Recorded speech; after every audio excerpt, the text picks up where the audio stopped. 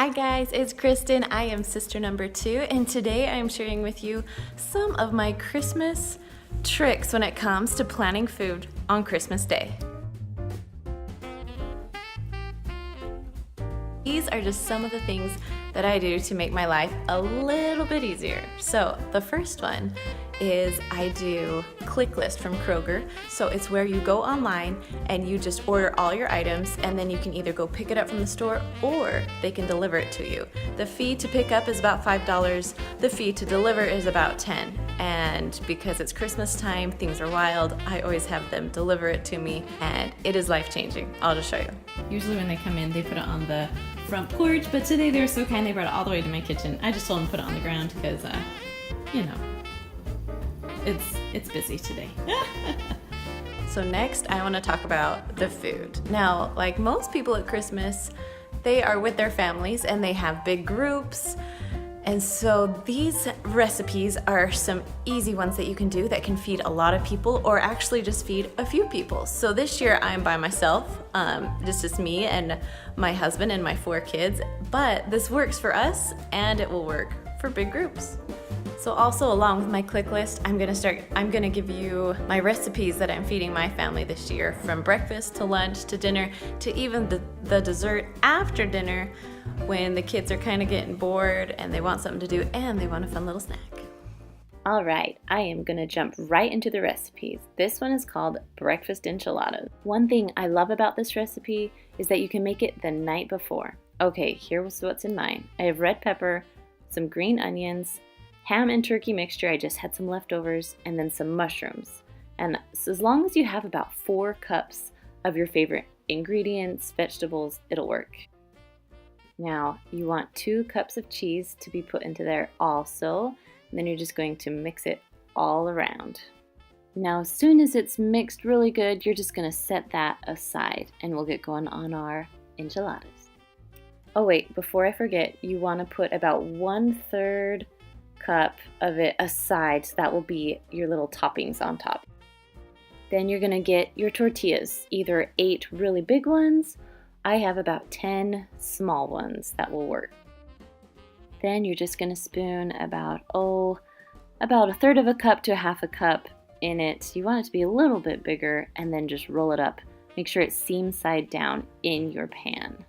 Then just keep doing this until you're out of mixture or you're out of tortillas. I like to squeeze as many as I possibly can in there, so I have 2 on the sides also. Then I'm going to mix together 6 eggs and 2 cups of milk. This is whole milk. If you want to be a little healthier, you can go skim milk. Both will work. Then I just added some garlic salt. If you like salt and pepper better, go ahead and use that. Either one works. Then just whisk it all together until it's all combined. Once you're done mixing, you're just going to pour it right over top of your enchiladas. Try and spread it out evenly the best that you can.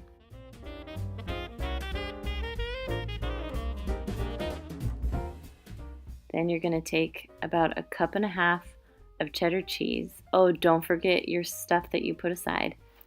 And you're just going to spread that evenly all over your enchiladas. Then once you're done with all your cheese, you get to put the toppings on top. I had a little bit of mixture left over, so I just saved it and put it on the top. So if you were making this ahead of time, go ahead and cover it and put it in your fridge up to 24 hours before you're going to bake it. If you're baking it right then, be sure to cover it with foil. You'll bake it at 350 degrees for 30 to 40 minutes. I like to top mine with guacamole, sour cream, salsa, and my kids love to eat it with ketchup. If you have a large group, this recipe can easily be doubled, or if you have a small group, you can easily half this recipe. On to lunchtime, poppy seed sliders.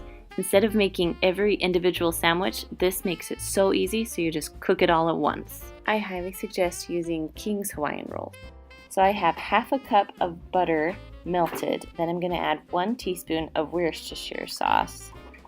After that, 1.5 tablespoons of Dijon mustard. Now I know that sounds weird, but I'm telling you, with the Dijon, it tastes so good.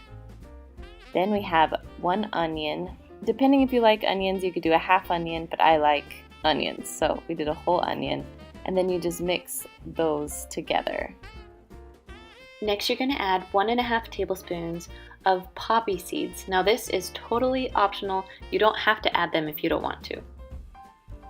Now I like Hawaiian rolls because they're all stuck together. You just cut them right in half and then just put them in your pan. Take the tops off because we're going to put some stuff on the bottom. Now take your onion poppy seed mixture and spread it all around the bottom of your rolls.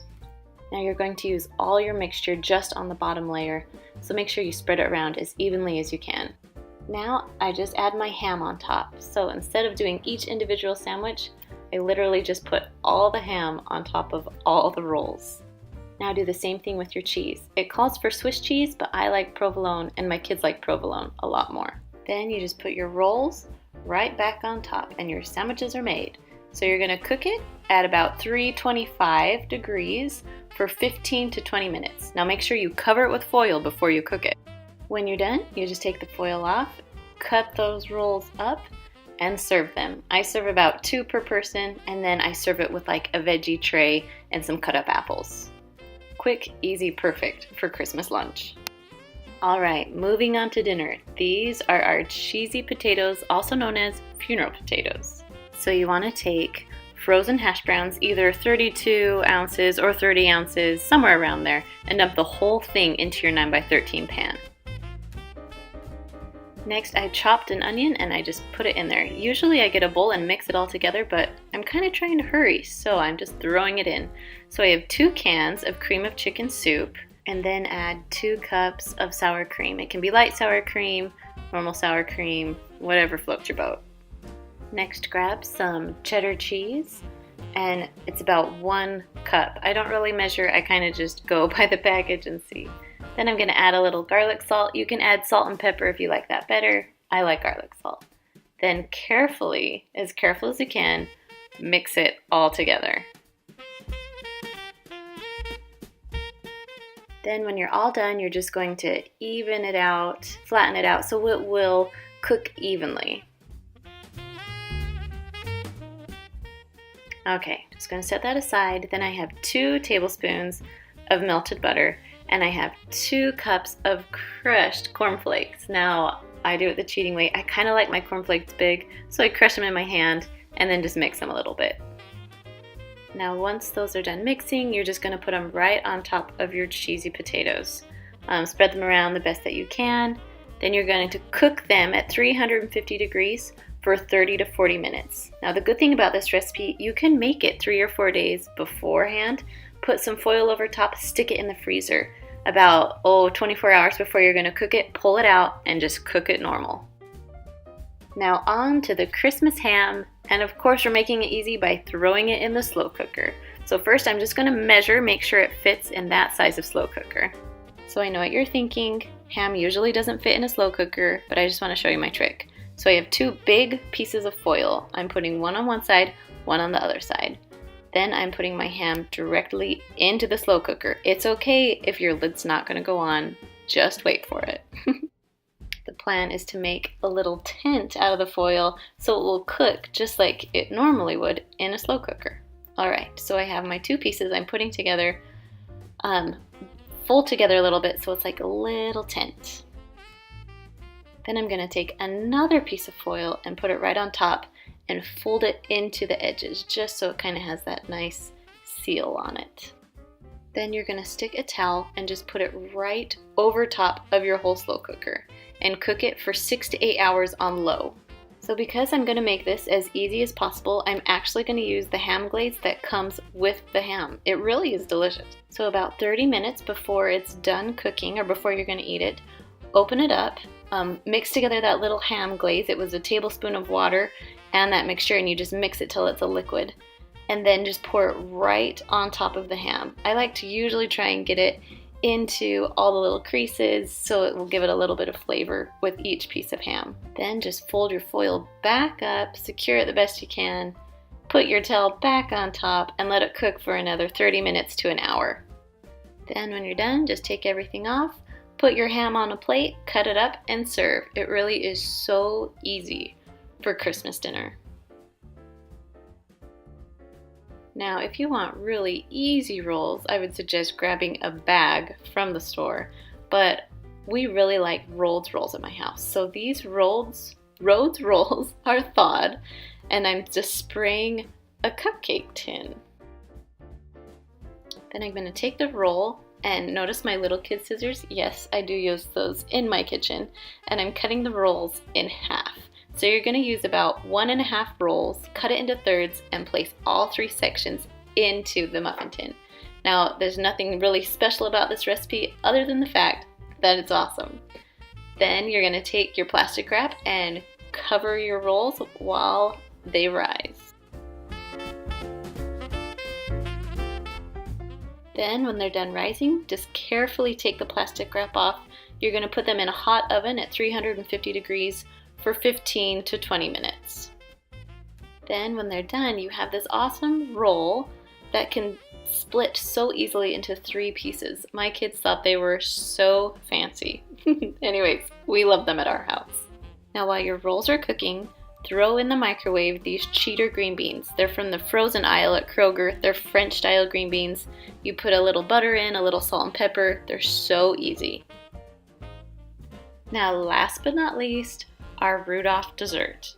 They seriously are so cute. So you want chocolate frosting for your base as Rudolph. Now you can make these on cupcakes, on cookies, on chocolate chip cookies you buy at the store. I did them for my girls' party at school and the kids loved it. Now you're going to take a vanilla wafer, not a mini one, just a normal sized one, 2 sized pretzels, 2 little eyeballs that you can get at really any grocery store. And I just put a little bit of chocolate frosting on them so it's like the glue so they'll actually stay on. And then I just got every kid a little packet of M&Ms so they get to keep their M&Ms and they also get to pick what color nose they want on their reindeer or Rudolph or whatever you want to do. Well, I hope these recipes help ease the stress a little bit on Christmas Day. If you haven't done so, don't forget to subscribe to our channel and check out our other food videos. We have plenty of them. Okay guys, thanks for stopping by. See ya!